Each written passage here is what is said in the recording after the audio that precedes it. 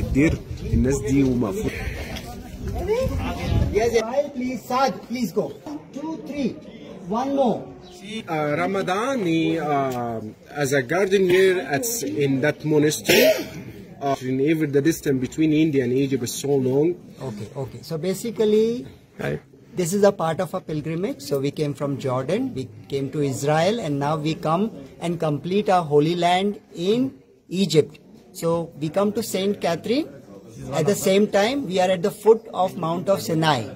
So that's why. This is where Moses was given the 10 commandments. So hence we have come to see this place. And then from here we drive to Cairo. And we will be visiting the churches where the Holy Family has stayed.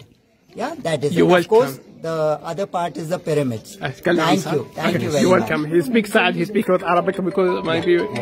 قول لي يعني زي.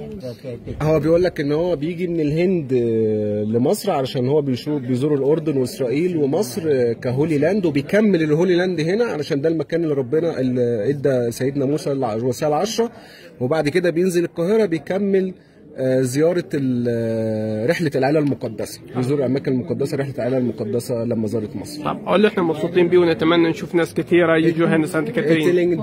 They are so happy because you're coming here and they wish many people is coming to visit this place. We are also very happy. We are also very happy.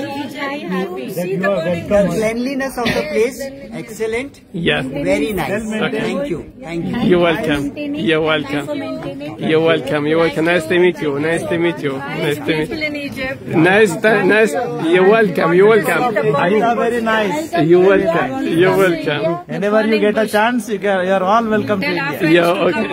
And sure. That's my. Yeah. You're welcome, sir. You're welcome. Nice to meet you. Nice to meet you. Nice to meet you. Welcome. Welcome.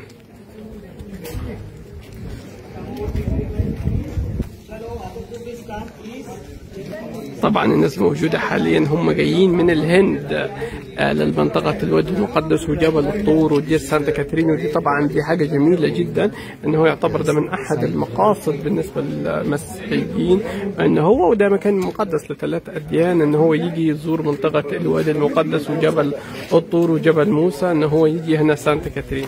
فنحييكم من مدينتنا الجميلة سانت كاترين صباح يوم الأربعاء من دير سانت كاترين.